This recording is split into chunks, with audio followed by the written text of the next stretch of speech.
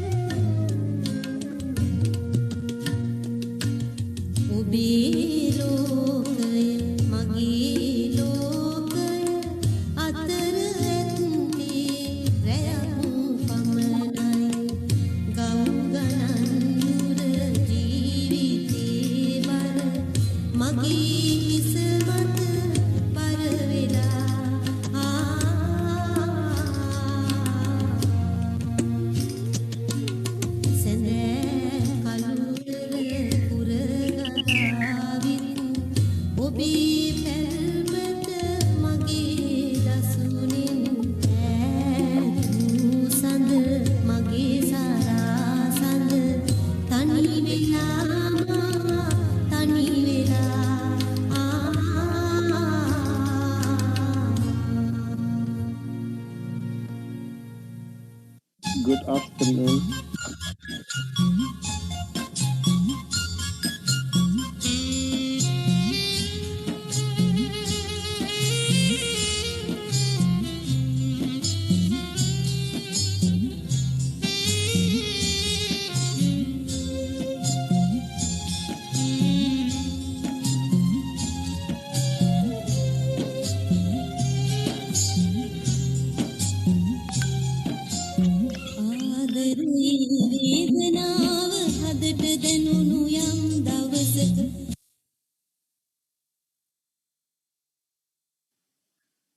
Good afternoon.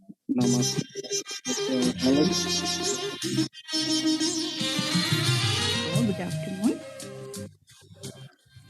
I would like to ask you to do a bit audio check.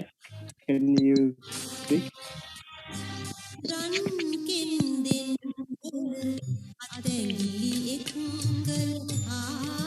Can you say something? I would like to do some audio check. Dr. Hellen?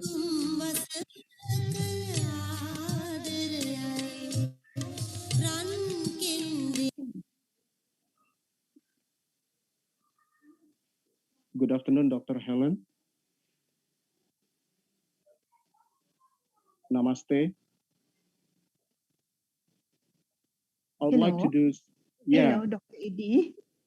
Yes, you are. Good afternoon. You are audible and your voice is clear, like crystal clear. Thank you very much. Thank you. Perfect. Okay, we are about to start within 2 minutes. So would you please be patient? Would like to proceed some pre-events. Thanks a lot. Thank you. All right. You are good. Pak Waluyo, Pak Marjo, floor is yours. Yes. Vektor, disilakan. Okay, thank you, Mr. The honorable guest speaker, the moderator, the committee, the participant, and to all distinguished people that cannot mention one by one in this Zoom platform. Good afternoon. Namo Buddhaya. My name is Vector Adi Puranyeko, and I will be the master of today's special ceremony. Lecture that organized by Sriwijaya Academic Circle Community, or can be short to SACC of Sriwijaya State Buddhist College of Tangerang, Banten, Indonesia.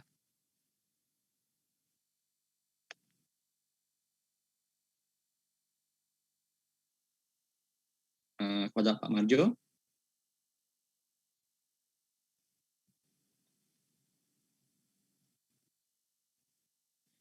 Okay, first of all, let us sing the national anthem of Indonesia Raya and Sriwijaya March.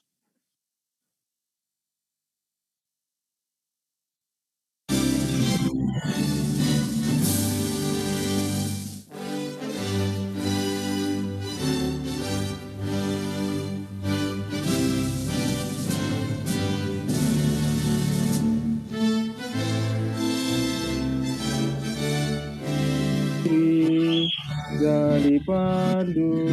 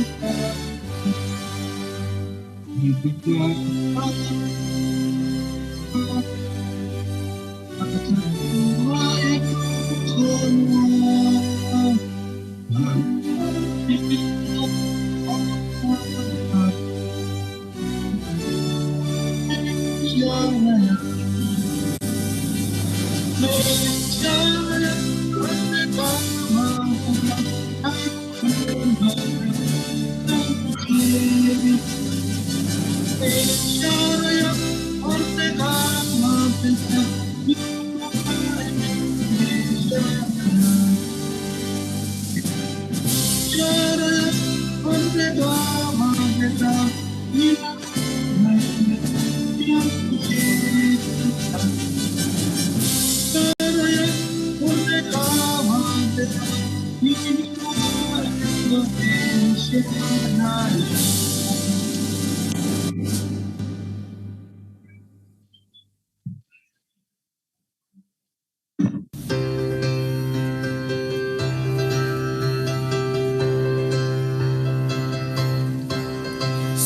Tinggi Agama Buddha Negeri Sriwijaya, lahirkan tenaga taat dan setia pada aturan hukum agama Buddha dan hukum negara Indonesia.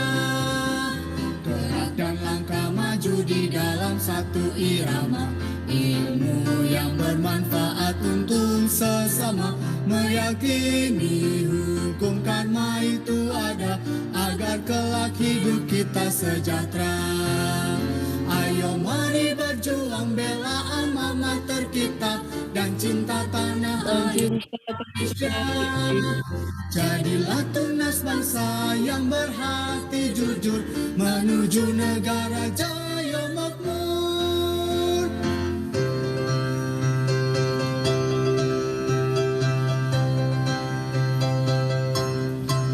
Sekolah Tinggi Agama Buddha Negeri Sriwijaya, lahirkan tenaga taat dan setia pada aturan hukum agama Buddha dan hukum negara Indonesia. Gerak dan langkah maju di dalam satu irama, ilmu yang bermanfaat untuk sesama, meyakini hukum karma itu ada agar kelak hidup kita sejahtera. Ayo mari berjuang bela alma mater kita dan cinta tanah air Indonesia. Jadilah tunas bangsa yang berhati jujur menuju negara jaya makmur. Ayo mari berjuang bela alma mater kita dan cinta tanah air Indonesia. Jadilah tunas bangsa yang berhati jujur menuju negara jaya makmur.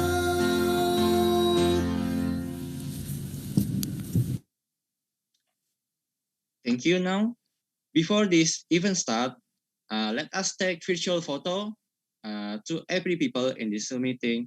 Please open your camera so the host can capture the best smile of yours and be spreaded all over the world to the host. Please kindly take our picture. Ya, terima kasih, Victor.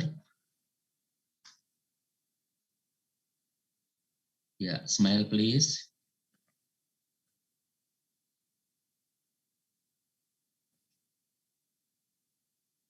Ada 3 slide ya. Yang pertama. This is the first slide. Would you please present your best smile? This is the second slide. Kedua. The second slide is now coming. Ketiga. And this is the third slide. Would you please hold your smile? Okay, enough. All right, enough. Back to the MC. Okay, thank you very much. Now, our today's topic is Buddhist Archaeological Monument in Sri Lanka, the Heritage and the Studies. Our respected guest speaker is none other Dr. Hellen Buddhini, a Wijesuriya, a Buddhist Archaeological Central Cultural Fund, Colombo, Sri Lanka. Now, this session will be moderated by our lecturer, Dr. Linguistik Edi Ramawijaya Putra, Magister Pendidikan, who also currently the Vice Chairman of Sriwijaya State Buddhist College of Tangerang, Banten, Indonesia. Ladies and gentlemen, without any further delay, I would like to pass the time and floor to the moderator. Thank you, Master of Ceremony. So our today's guest speaker for our special lecture series conducted by Sriwijaya State Buddhist College of Tangerang, Banten, entitled Buddhist Archaeological Monuments in Sri Lanka, the Heritage and the Studies. Interesting topic. Dr. Hellen Buddhini Wijesuriya will be our guest speaker. She will invite all of us who are now present in our platform Zoom to travel across the heritage of the land of Buddhists in Sri Lanka. Dr. Hellen Buddhini Wijesuriya is very familiar for us, for Sriwijaya family, because 2 years ago, she was become our invited speakers in our first international conference of Buddhist ethic, applied Buddhism and education in 2019. She's also currently become the fund central agency in Colombo, Sri Lanka. So without any further ado, I would like to invite her to present her presentation in 1 hour, and will be followed by 30 minutes question and session. And the question and comments can be presented through chat features or raise hand features. You can also present your comments in YouTube. The moderator will kindly translate it into English and pass it to our speaker.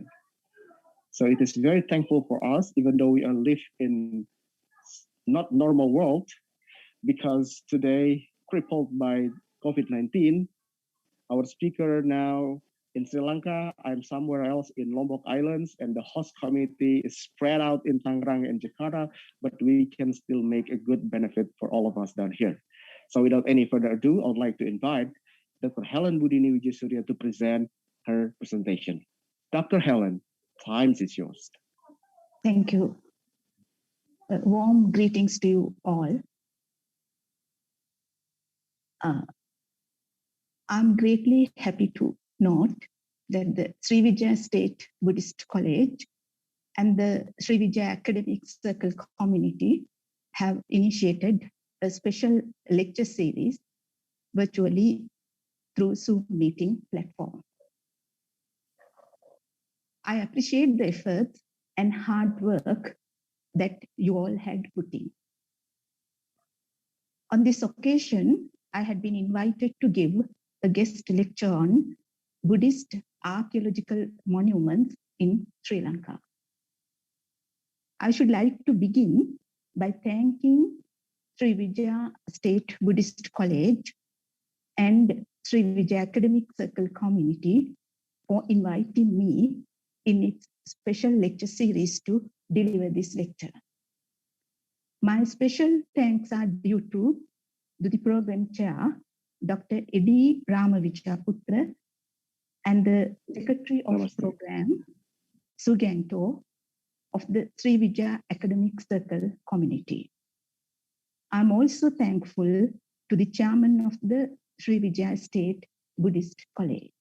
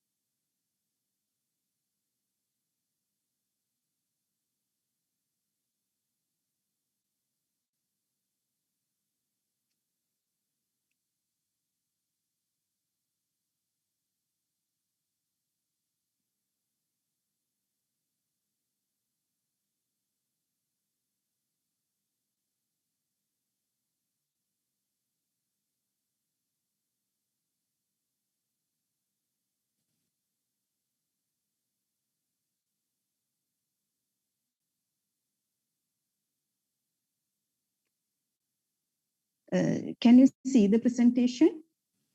Yes, we can see them all. Okay, thank you. Yes, we can.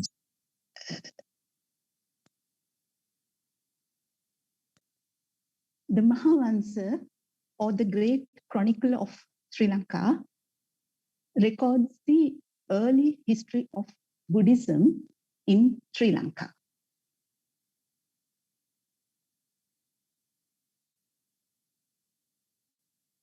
Accordingly, Buddhism was introduced to Sri Lanka somewhere in the 3rd century BCE by Arahat Mahinda, son of Mauryan Emperor Asoka.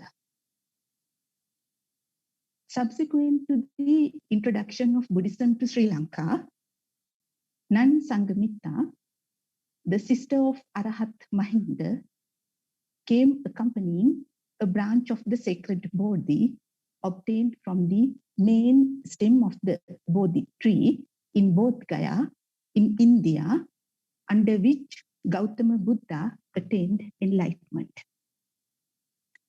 According to the Mahavansa, representatives of many different guilds that were rich in various craft skills also came with Nun Sanghamitta.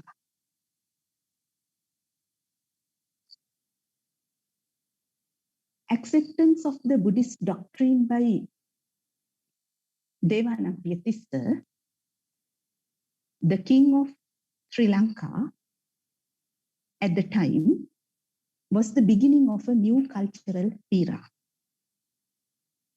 Buddhism received much royal patronage and began to flourish with immense artistic activity. A number of Buddhist monasteries were established throughout the country.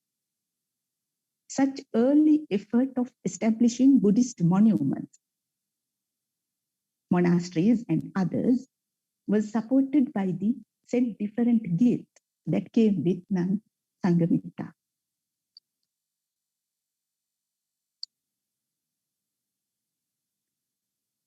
There are high visibility archaeological remains throughout the country that reflect the significant Buddhist dynamism in Sri Lanka since its advent to the island. This includes the great stupas, colossal images of the Buddha and Bodhisattvas, bountiful architectural and sculptural remains at ruined Buddhist monastic establishments in the country. Archaeology had a role to play in the recovery of this Buddhist historical cultural heritage in the country. The regular activities may be said to date from the beginning with the organization and initiation of the duties of Department of Archaeology, Sri Lanka, in 1890. Since the archaeological enterprise on Buddhist monuments of Sri Lanka began with some pioneering ventures, namely explorations, excavations, conservation, and restoration. A review of the relevant literature shows that an extensive archaeological expedition was carried out largely covering Anuradhapura, the first capital of Sri Lanka, and Polonnaruwa, the second capital of Sri Lanka, by the Department of Archaeology of Sri Lanka. Such archaeological investigations not only uncovered many Buddhist remains which were buried, but also some important aspects of the history and development of Buddhism in Sri Lanka. An institution called Central Cultural Fund was also established in 1980 by an act of Parliament of the Democratic Socialist Republic of Sri Lanka to engage in restoration and preservation of Buddhist historical sites and monuments of the country under permission of the Department of Archaeology, Sri Lanka.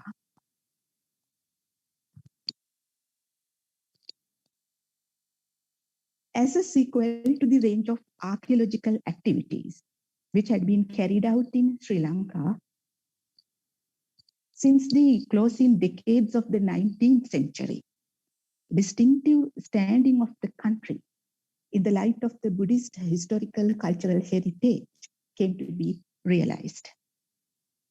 This legacy had made a deep impact on culture and civilization of Sri Lanka through centuries in the midst of rise and fall of kingdoms.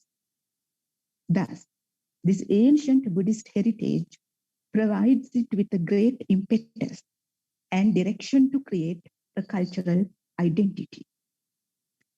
This presentation will focus on some distinguishable Buddhist archaeological monuments in Sri Lanka with certain aesthetic and iconographic remarks which bear testimony to this statement.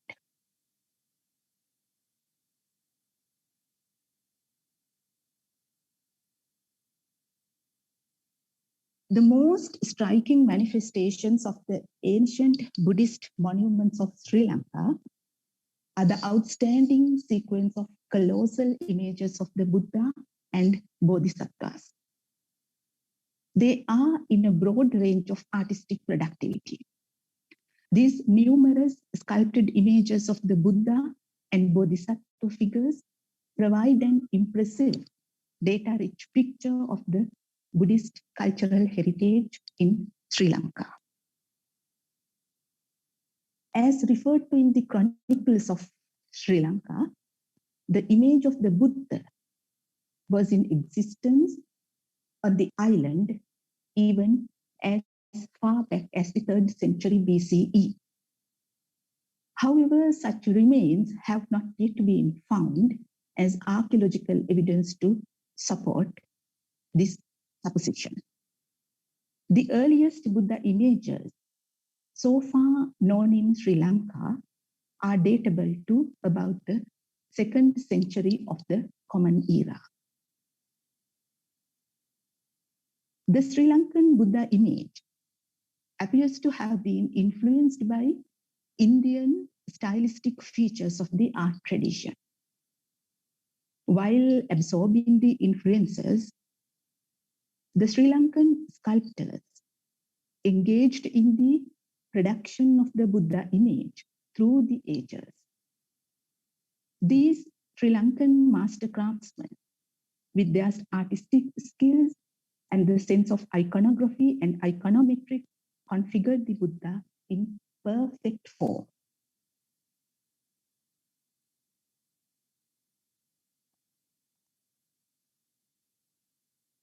This colossal Buddha image, known as Aukana, is carved out of a large single rock.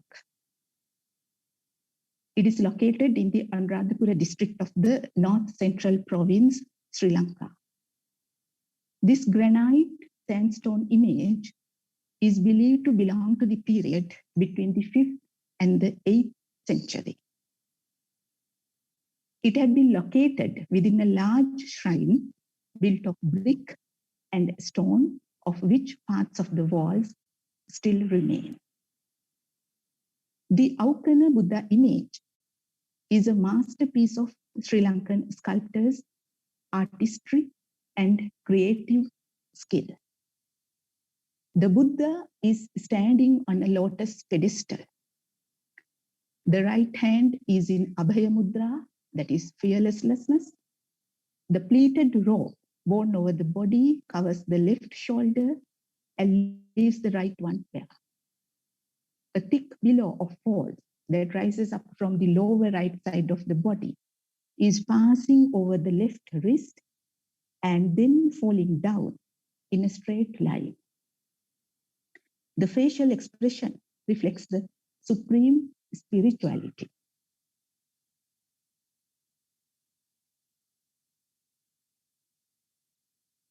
Another large standing figure of the Buddha in Sri Lanka, called Maligawela Buddha image. It is located in the Monragala district of the Uva province, Sri Lanka. It is dated to the period between the 7th and the 8th century. The image stands on a pedestal similar to the Aukana Buddha.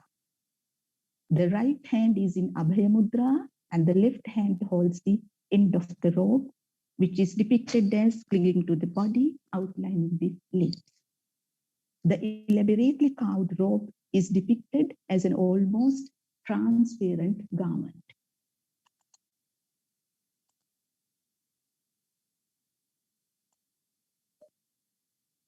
The Tivanka Buddha. The Buddha is standing on a lotus base in a relaxed posture and is considered a unique product of the 12th century Sri Lankan although the image in its ruinous condition, without head and hands, preventing much of aesthetic and stylistic evaluation. The image is bent at 3 places, that is the neck, the waist, and the knee. Therefore, it is called as a Tivanka or Tribhanga. It means 3 bed. The image house located in the ancient capital city of Polonnaruwa, to which this Buddha image belongs, is also called Tivanka image house, due to this Tribhanga pose Buddha image.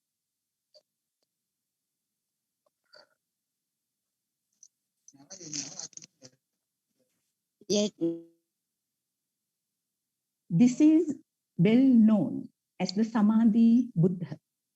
The image is one of the most celebrated sculptures in Sri Lanka for its sanctity and tranquility. Samadhi is the state of deep meditation, and in this particular posture, the Buddha is represented after his enlightenment. The head covered with snail shell curls. The robe is worn laying left shoulder bare with the free end falling straight down the back. It is said that the Indian leader, Sri Jawaharlal Nehru, derived peace of mind by contemplating a photograph of this Samadhi Buddha image during his period in prison.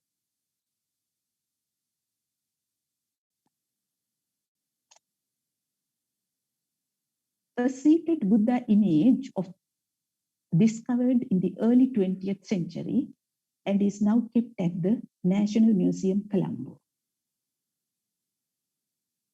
Similar to the previously seen Samadhi Buddha Anuradhapura, here too, the colossal Buddha seated in Samadhi.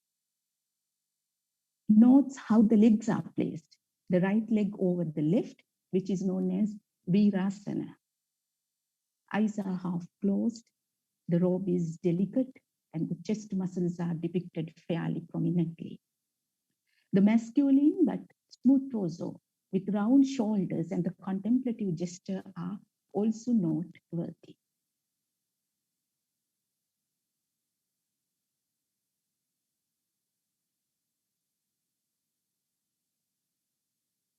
The Buddha image, carved in the living rock in high relief, is seated in Samadhi posture on a pedestal provided with a backrest. The shell-covered head, a delicate robe in wavy concave ridges, the broad shoulders, and a well-organized Virasana posture with the right leg covered over the left are characteristic features. Slightly closed eyes and thick lips provide a dignified but compassionate expression. 2 flag-bearing attendant figures are shown above the crossbar on either side of the Buddha. 2 prancing lions are sculptured facing outside.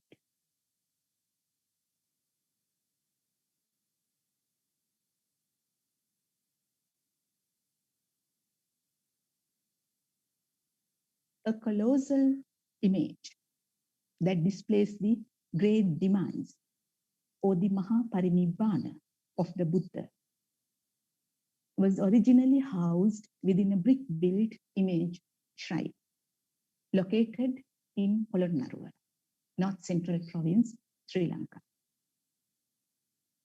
The Buddha lies on his right with head resting on the right palm over the pillow. The left hand is stretched along the left side of the body. The thin drapery is attached to the body and the robe pleats are distinctly shown. The 2 feet rest one over the other, having the left upper foot drawn inward so that the toes are not aligned. This feature is supposed to portray the Buddha in Mahaparinibbana.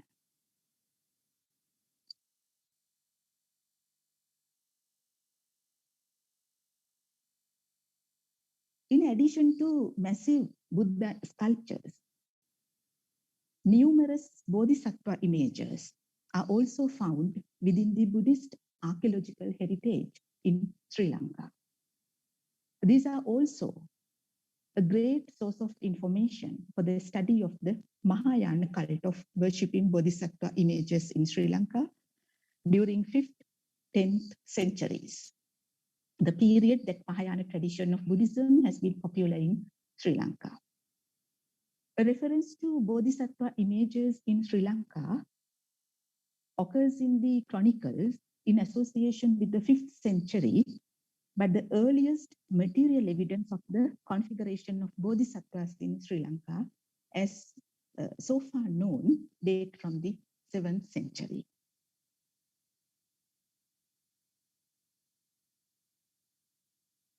The Veheragala Avalokiteshwara Bodhisattva, which is currently displayed at the Colombo National Museum.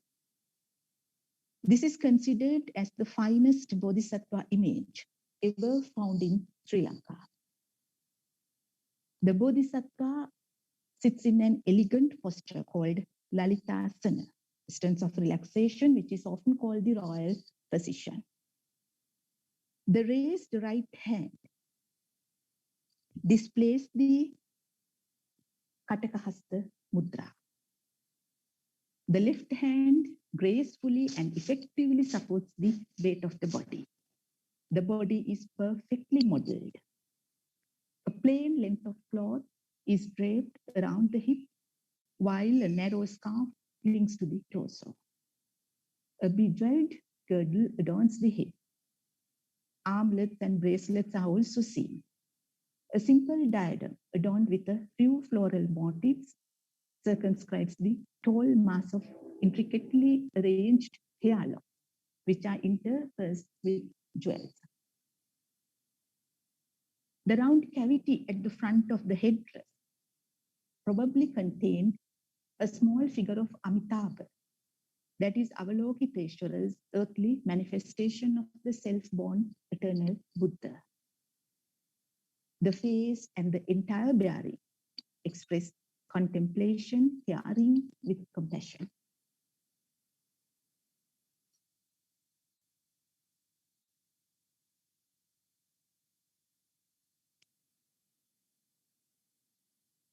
This is another bodhisattva image identified as Avalokiteshwara and found from Situlpawa, an ancient Buddhist monastic site in the Hambantota district, southern province, Sri Lanka. The arms are broken so that original hand positions are unknown. The simple attire, consisting only of a plain dhoti, bare chest, and total absence of ornaments, indicate the asceticism. An elegant cluster of fine pleats, perfectly chiseled, falls over the upper rim of the garment at the front. The open eyes and half-smile lips are impressive. A miniature figure of the Buddha Amitabha is visible on the crown. The image itself represents calm dignity and simplicity of form.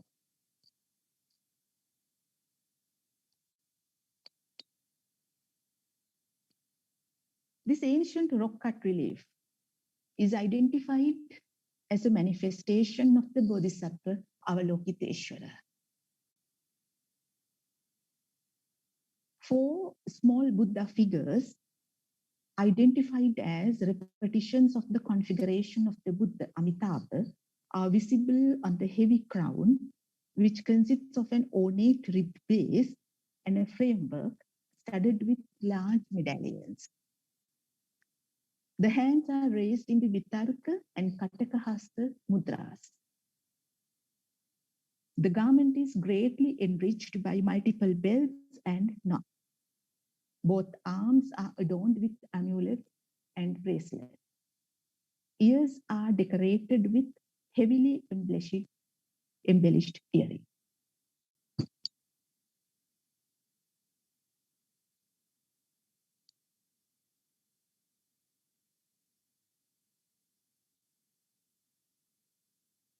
Like the Bodhisattva images highlighted so far, This is another important colossal Bodhisattva image.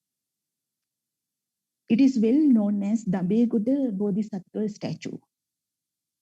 It stands on a circular lotus pedestal within a ruined monastic complex at Dambeguda in the Mondragala district of the Uva province, Sri Lanka. The crown is delicately formed and contains only one medallion bearing a Buddha figure. This miniature Buddha in the crown identifies the image as Avalokiteshvara.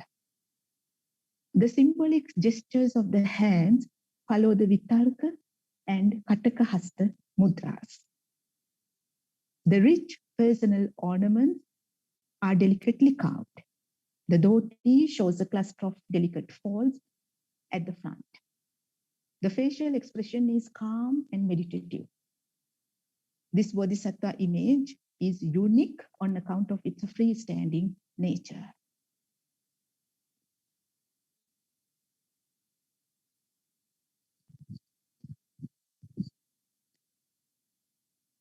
This is a finely carved head recovered from the vicinity of the stupa called Stuparama in the sacred city of Anuradhapura. A miniature stupa positioned at the front of the headdress distinguishes this sculpted head as of Maitreya Bodhisattva. The headdress also displays a more tapering and more ornate form, which is largely covered with falling locks and adorned with a band of floral ornaments. Elaborately carved eyes, nose, and lips make facial expression severe.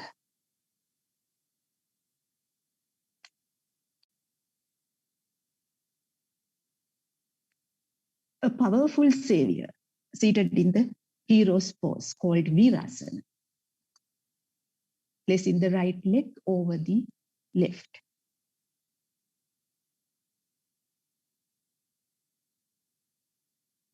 The multi-tiered headdress, earrings, necklaces, armlets, and bangles are seen on the image. The upper part of the body is bare, while the lower part is covered by a piece of cloth called dhoti, tied with a cord. The right hand holds a vajra, thunderbolt, and left hand lies inactively on his lap. Therefore, the image more likely represents Vajrapani Bodhisattva.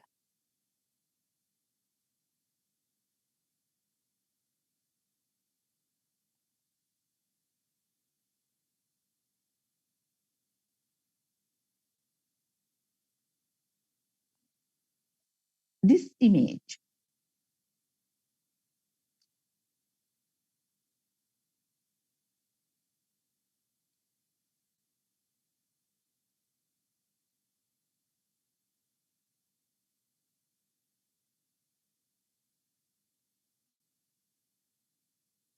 found from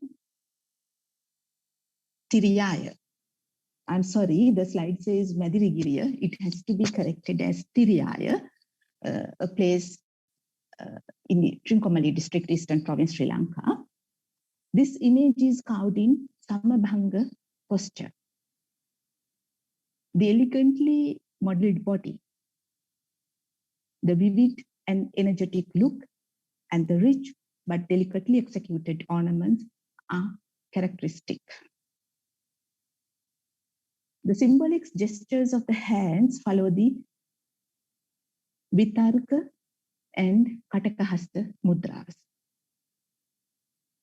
The crossed bands forming a special kind of ornaments worn by young boys and women in traditional iconography identify this image as that of Manjusri, who is the Kumara or crown prince of the Buddhist Mahayana pantheon.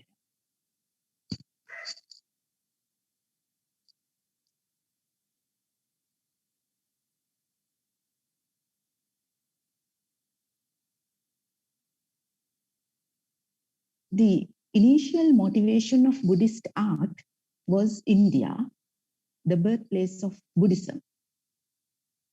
India gave inspirations to other Buddhist countries in the art of creating sacred forms. So Sri Lanka was no exception. Stylistic details of the Buddhist art creations of Sri Lanka reveal ingredients absorbed from variant contemporaneous styles and traditions of Indian art schools. But along with the Indian absorption, Sri Lanka also showed some consistency characteristics of its own style.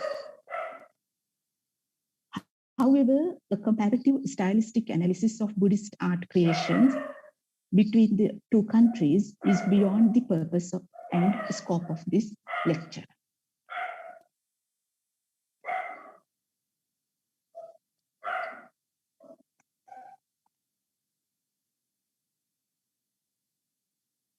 The stupa, one of the main religious monuments in Buddhist architecture, can be identified as a center of the Buddhist cult. The Buddhist monks and the devotees venerate the stupas.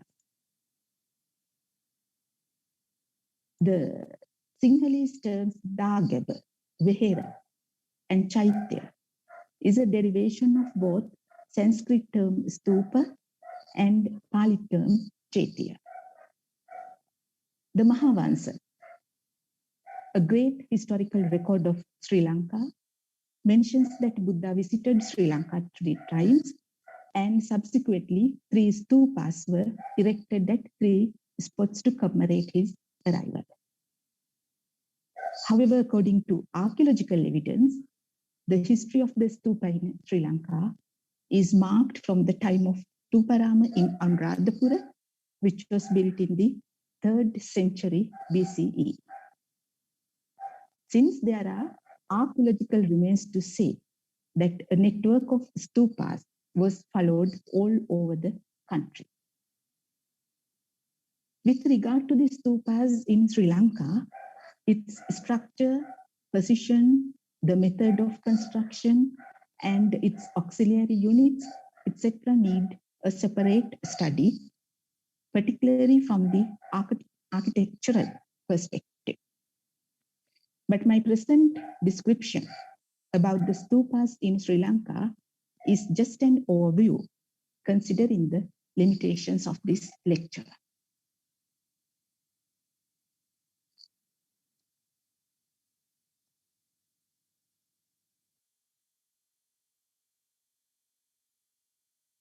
Tuparama Stupa, situated in the sacred city of Anuradhapura. This is the oldest stupa in Sri Lanka, dates back to the 3rd century BCE. It is believed that the right collarbone of the Buddha is enshrined in the Tuparama Stupa. The pillars surround the complex was probably a foundation of a wooden structure that roofed the entire stupa.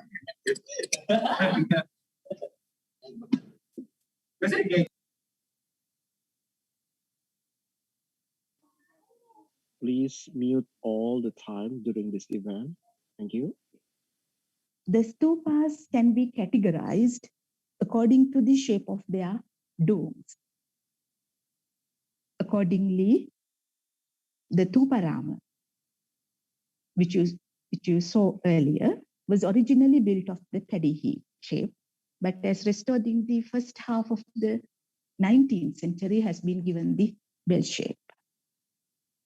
The bell shape is the most common in Sri Lanka at present. But very few examples of this type have been noticed among those dating from ancient times.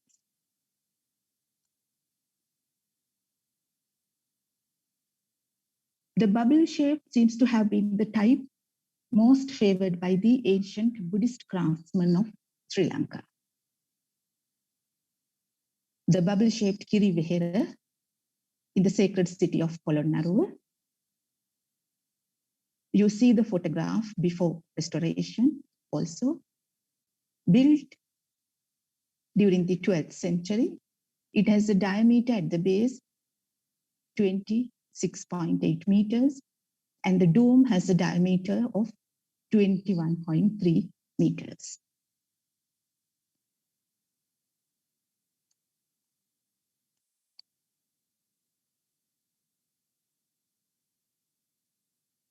This is another stupa in bubble shape.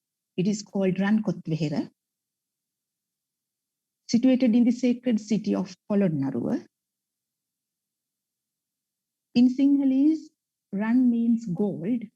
Kotha is the name given to the pinnacle of a stupa, and Vihara means stupa. Thus, the name Rankotvihara can be roughly translated to English as gold pinnacled stupa. It has a diameter, the base 28.3 meters, and the height of the stupa is 50 meters.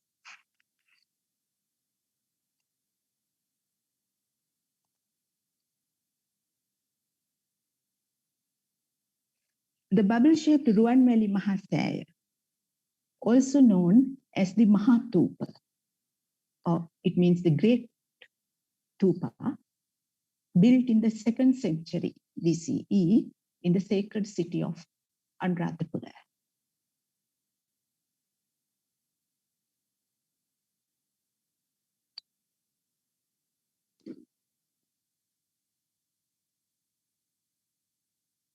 Jetavana Stupa in the UNESCO World Heritage City of Anuradhapura. The dome is heap of paddy shape. It was the world's tallest stupa when it was built by King Mahasen of the Anuradhapura period. Original height was 122 meters, but the current height after restoration, 71 meters.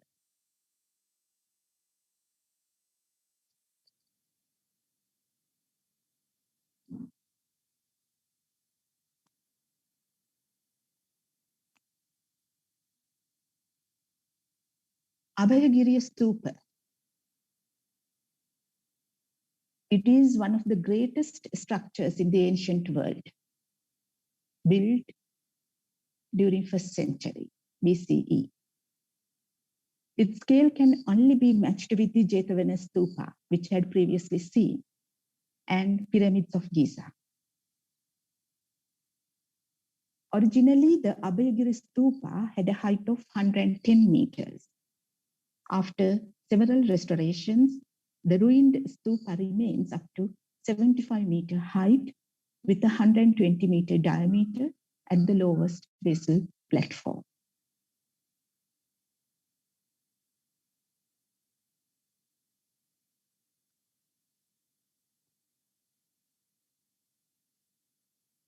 Priceless collection of Buddhist archaeological monuments in Sri Lanka continues with more architectural and sculptural remains found throughout the country. Guard stones, moonstones, balustrades, and circular relic houses are only a few among the many Buddhist cultural heritage of Sri Lanka.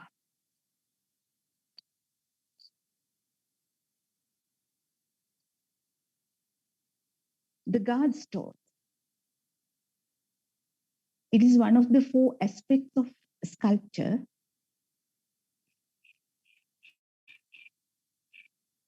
that commonly adorned entrances to religious buildings in ancient Sri Lanka.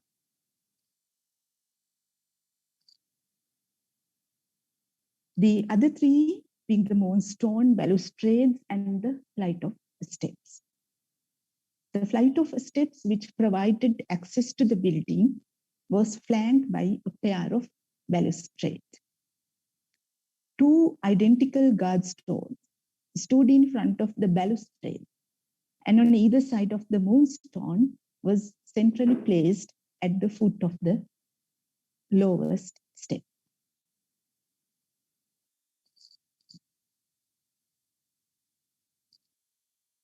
The guard stone had passed through several stages in its evolution from a plain, upright, rectangular slab to the ornamental sculpture. Of such stages, the most advanced type is called Nagaraja Godstone, which you now see. The artistic display of the Nagaraja Godstone has been varied. However, it is a beautifully carved human body bearing a Purnangata, that is a filled pot, by the half-raised one hand, and a stem of flowers and foliage by the other hand, all being symbols of prosperity. The human body is carved, giving a lot of rhythm in his voice. The figure is princely dressed and ornamented. The most striking feature is the multi-cobra hoods over the crowned head. The feet of the figure, there are two dogs or bhairavas. Here you see only one. They are believed to be the Yaksha attendants of Kuvera, the god of wealth, called Sankha and Padma.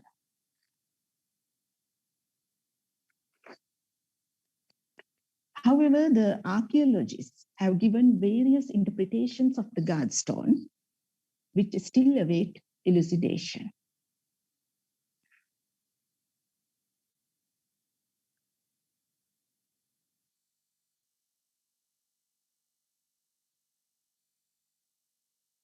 The moonstone is yet another beautiful creation which was in vogue among the various pieces of Buddhist art in Sri Lanka.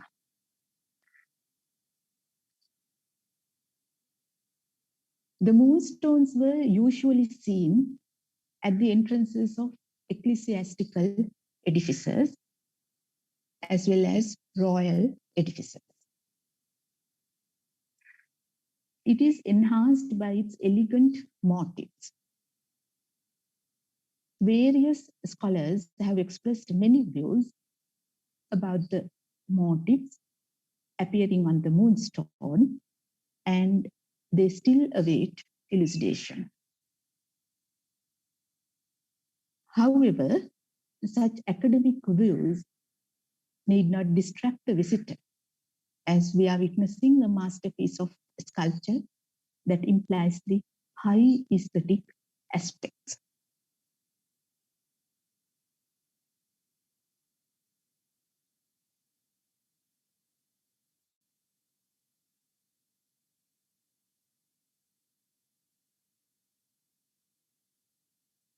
Circular relic houses. It is an exquisite Buddhist architectural creation. There are three important circular relic houses remained in Sri Lanka. These were built for the protection of small stupas in which relics were enshrined. Concentric rows of stone columns, decorative stone carvings, and seated Buddha images facing the cardinal points, facilitating the devotees to worship, are the characteristic features of the circular relic houses. The concentric rows of stone columns, presumably to support the wooden roof to cover the entire superstructure. Among the most famous three circular relic houses, this is from Tiriyaya, Trincomalee district, Eastern Province, Sri Lanka.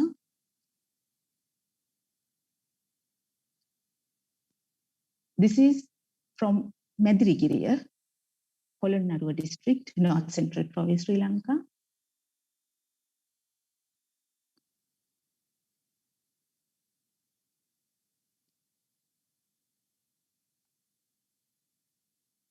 This is from Polonnaruwa.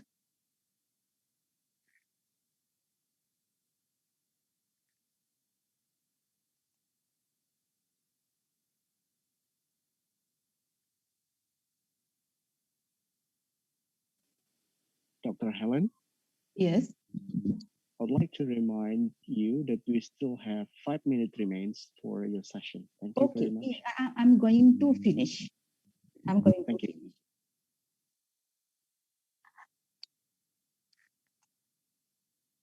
The introduction of Buddhism to Sri Lanka in the 3rd century BCE eventually resulted in the growth of distinctive and inspired forms of art and architecture.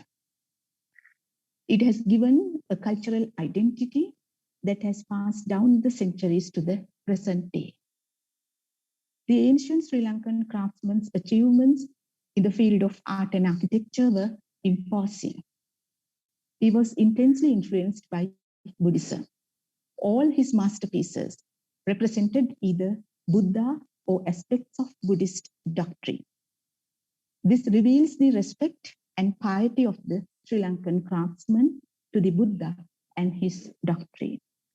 Today, the country inherits a large number of archaeological monuments of Buddhist cultural heritage. Thank you.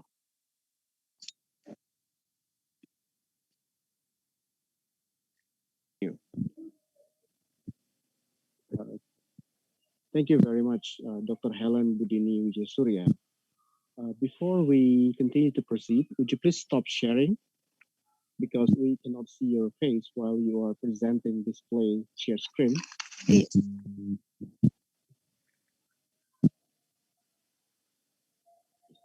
Yes. Yes. All right. We can see your face right now. Ladies and gentlemen, participants of this special lecture series, as a host, we received too many questions and comments because this program is not only conducted inside of this Zoom platform, but also live stream from our YouTube channel. So we received too many comments and questions. But as we told you before, that the questions and comments will be selected by the host committee and will be passed to the moderators for appropriate responses. The first question, Dr. Hellen, based on archaeological evidence that you presented a while ago, can we figure out what kinds of life interaction, situation, and culture happens in the past when we look at back in your presentation, the evidence from the archaeological perspective? Can we figure out what kinds of life interaction, cultures, human life, and everything? Can we say something about it? The question is not clear. Can I repeat the question? Yes, please. Yeah. Sorry, I need to make my mic close down. Okay. Based on historical backgrounds and archaeological evidence that you presented a while ago, can we figure out the life, the interaction, the culture that happens in the past for Sri Lankan countries? What is it life going on in the past? What kind of life interaction, culture, livelihood happens in the past? Yes, actually, it shows the culture, lifestyle, and the civilization of Sri Lanka based on Buddhism. It's a Buddhist culture, Buddhist civilization.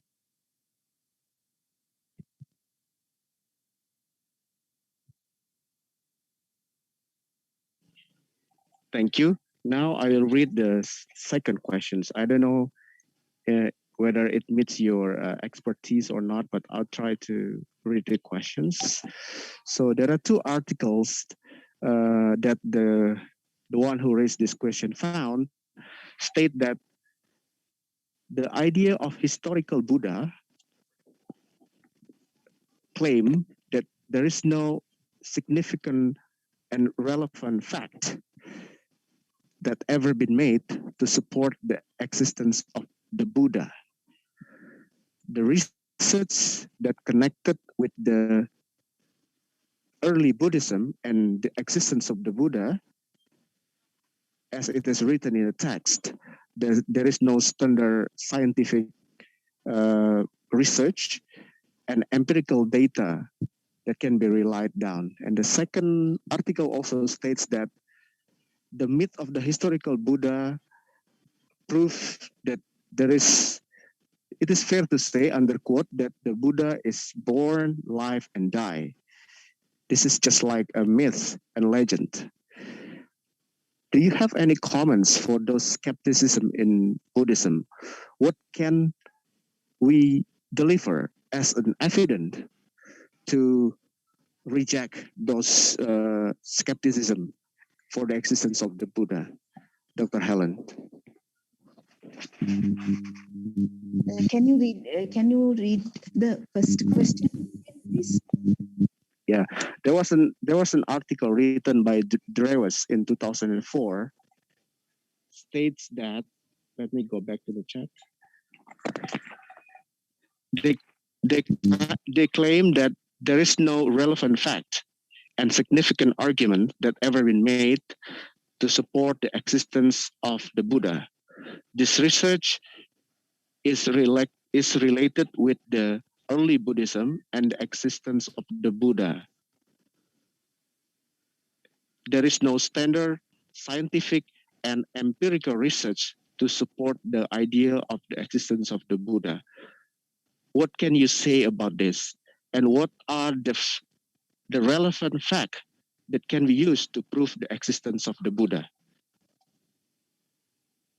Actually, it is out of my specialization, but what I can say is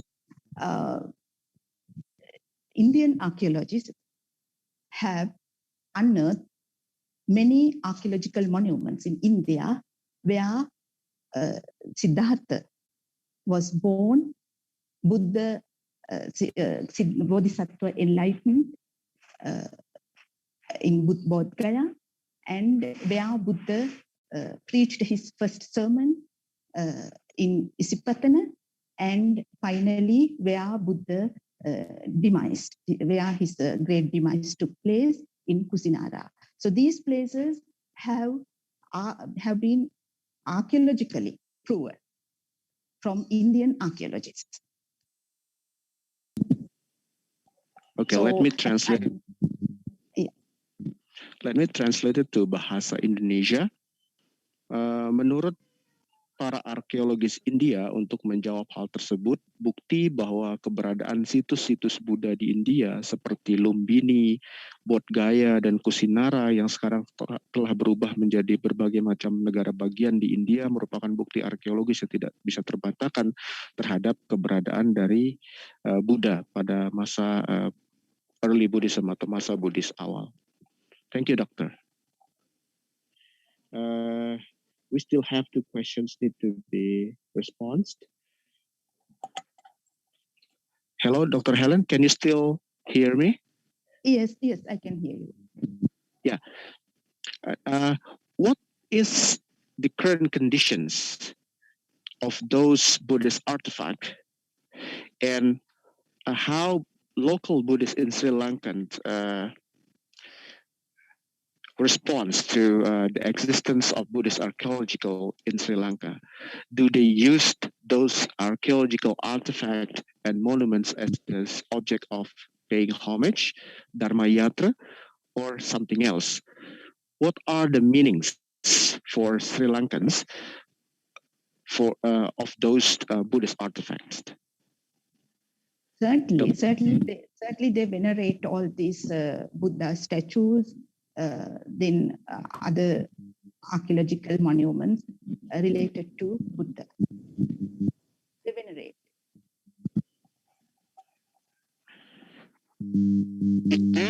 Next question. Let me move to another questions. Is there any Buddhist artifact or monuments that's still in the process of restorations? I mean, they're not in a well form. They're still in the process of restoration. And what is the current condition? There are. Okay. The next question is very interesting. in our perspective, Sri Lankans is the country of Theravada Buddhism. But in your presentation, you mentioned you show us a lot of examples of Buddhist monuments that represent Mahayana and Tantric Buddhism, like Nagarjuna, Bodhisattva Aulteswara that found in the city of Paltan, Velegala and Dambegala, and many places around Sri Lanka. What is your comments about this? Sri Lanka also had two traditions. Still, the Sri Lanka has Theravada Buddhism. It is the main form of Buddhism, but Mahayana also came and introduced to Sri Lanka in the early period of Buddhist history in Sri Lanka during the Anuradhapura period. Thank you, Dr. Hellen. Because we have time constraints and also time difference, so I would like to summing up our events today. If you have any questions and comments, you still can pass it to the committee, and I will email Dr. Hellen for her further response. As a moderator of the session, I would like to say thank you for your attention and all comments and questions. We would like to pass this event to MC. Factor, time is yours.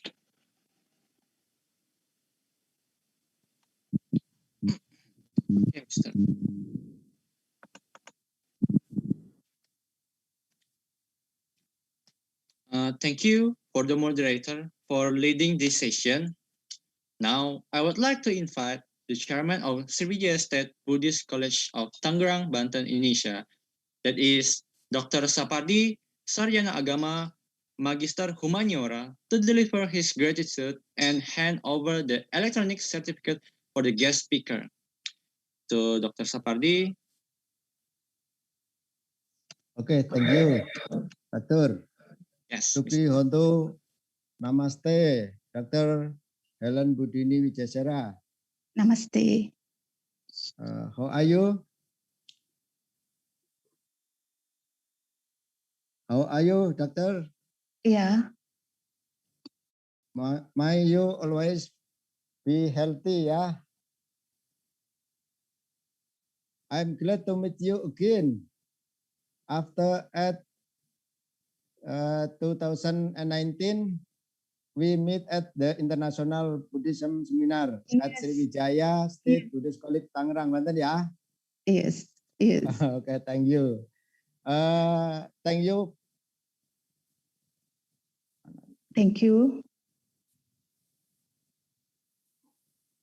Thank you for giving interesting discussion about the historical heritage of Buddhism in Sri Lanka, which can be a learning center. Discussion about archaeology is interesting.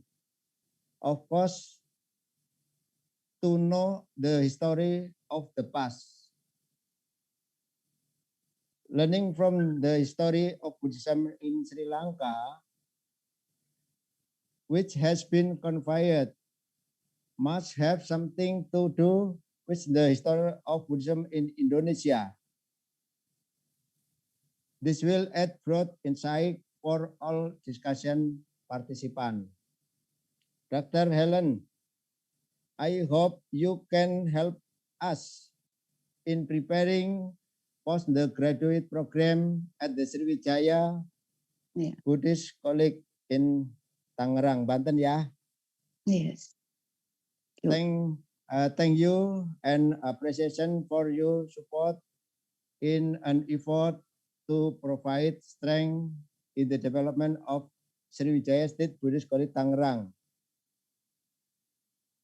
Furthermore, I convey the certificate and appreciation as thank you. Anumodana, namaste. Thank you very much, Dr. Hellen. Thank you. Yeah. Okay, thank you ya. Dr. Hellen, Yes. we hope this is not our last chance to meet each other. Sriwijaya Yeah. State College of Tangerang, Banten will soon open the postgraduate program for Buddhist Studies and Buddhist Education program. So we would like to ask your help to give us insight, lessons, and also knowledge in accordance with our profile and the competency that we would like to insert for our students. So thank you very much. We'll see you again. Definitely. Thank you. Thank you very much. Ketua, thanks a lot. Okay, thank you. Okay, Mr. Now, ladies and gentlemen, this session has come to an end. Thank you for your presence joining this special event from very beginning. On behalf of the committees and SACC team, I deliver my heartfelt appreciation.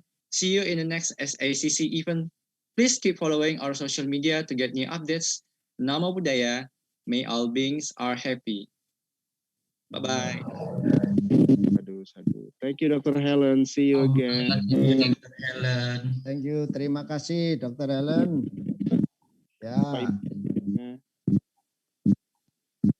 How to say terima kasih in Sri Lanka, Dr. Hellen?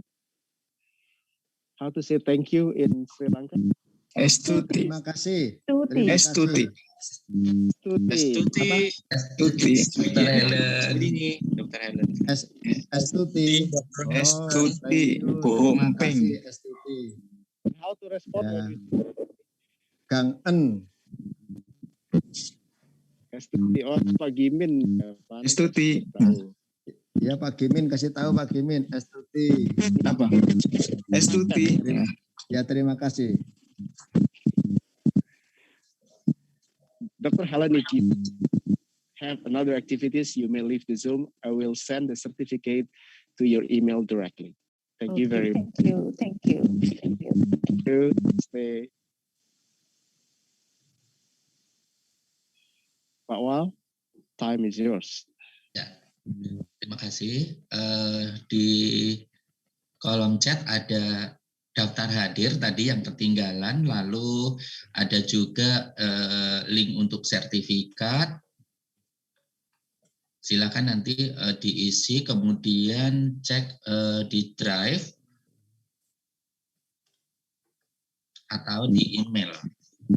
Ladies and gentlemen, if you would like to have an certificate from the committee, you can fill the links that presented in the chat box. You will be sent directly to your email if you already filled the evaluation sheet and also the certificate by request. Thank you very much.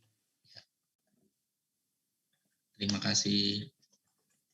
Thank you. Terima kasih.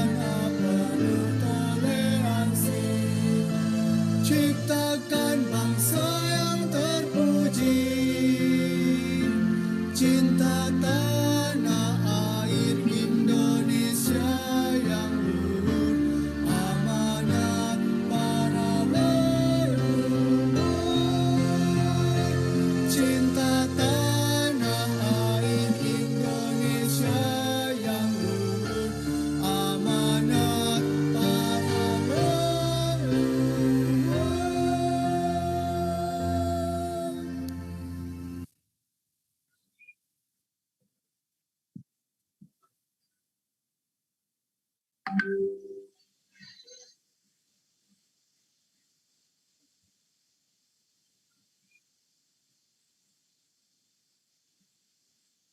Recording stopped.